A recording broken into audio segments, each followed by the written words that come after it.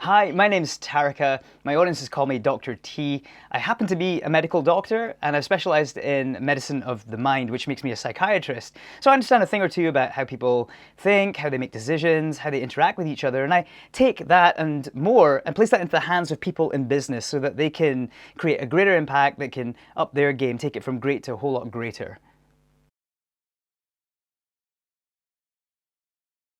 I think it's a very difficult time for business leaders, people who are business operators, people who are business owners, those that are leading and managing people, because the show has to stay on the road, but the terrain has become much more intense, much more stressful. In fact, I talk about the R-cut being the four psychological assaults that business leaders have to navigate in order to actually keep their businesses going in uncertain times, but also keep their people well, keep their people operational. So we need to think about those four assaults. The R-cut, the restriction.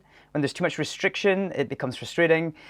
Change. When there's too much change, it becomes stressful. The U in R-cut is uncertainty. When there's too much uncertainty, we tend to worry. Our brain tries to fill in all the blanks. And when there's too much threat, our fear system, our emotional processing system in our brain goes into overdrive. And all of these things combined make it much more difficult to make rational decisions, which business leaders have to do.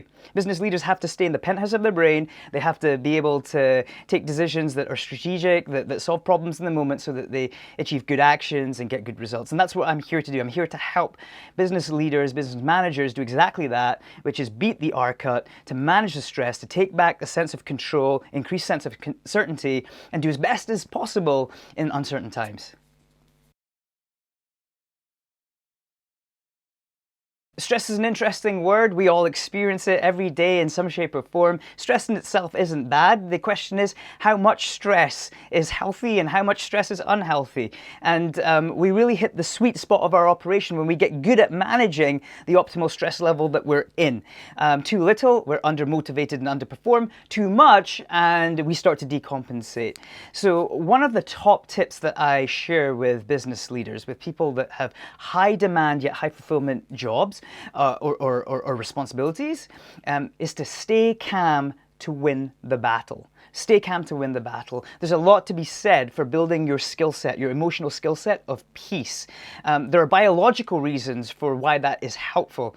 And in short, where we are overly stressed, the first thing to go offline is rational thinking. But where we are able to stay calm, apply the coping mechanisms in life that keep us in a good place, whether that's getting a good amount of sleep, hydrating well, making sure you're eating well, getting the right amount of movement and exercise, being able to connect with people that are near and dear to you. All these things that make you whole, you need to do them strategically to stay calm to win the battle.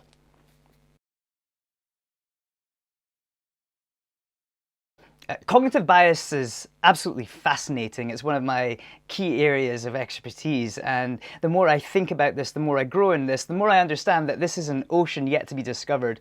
Cognitive biases, simply put, are mental mistakes that your brain makes without you even knowing. You see, your brain tries to help you out by making life more efficient and creates these automatic thinking circuits to take a lot of the legwork out of it. If you think about every time you see a door handle, you just reach out, you turn, and you go through. Imagine how ineffective that would be if every time you saw a door handle, you had to reprocess that situation from the ground up. So your brain tries to help you out by making life more efficient, but in so doing, sometimes you can wind up at the conclusion that is different to that if you were more analytical about how you thought, if you were less automatic about how you thought, if you were more rational about how you thought. And so cognitive biases essentially are systematic errors of thought. They're mental mistakes that occur without you even knowing. They're tricks that your brain plays on you, but the secret to beating them is to know they exist, to know how they operate, so that you're better positioned to navigate through them. And the application of that, of course, in business is that cognitive biases cause us time, they cause us mistakes, they cause us stress, falls out with colleagues, misunderstandings, ultimately money.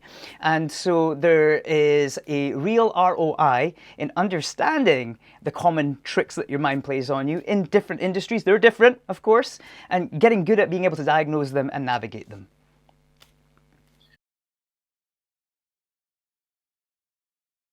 Emotional intelligence is hugely important in the business world. It's a term that many of us have heard about, whether it's in a textbook, a podcast, or even on a pop culture magazine. Emotional intelligence seems to be important. What we know in the world of psychology, emotional intelligence, neuroeconomics, is that this is a skill set. This isn't something that you're born with and fixed. It's trainable, it's improvable. A little bit like playing the piano, the more you practice, the better you get. The same is true with emotional intelligence. But the question is, what is it and why is it important? Well, simply put, emotional intelligence is about being able to read your own emotional signals, being able to read that of other people, so those you work with, those you relate with, your clients, and being able to impact and influence them, being able to achieve goals together as teams, being able to sell, being able to create impact, being able to be a market leader. If you think about it, it's all very good being smart, having a good IQ, an intelligence of maybe one standard deviation above the norm. That's many of us here in the business world. But then what? What's going to differentiate you between the other competition next door or the other team across the side of the world? So it's emotional intelligence is what you need to succeed. It's actually shown to be the greatest competitive advantage that you have over and above your own intellect, your own intelligence. And it really is something that you can grow in.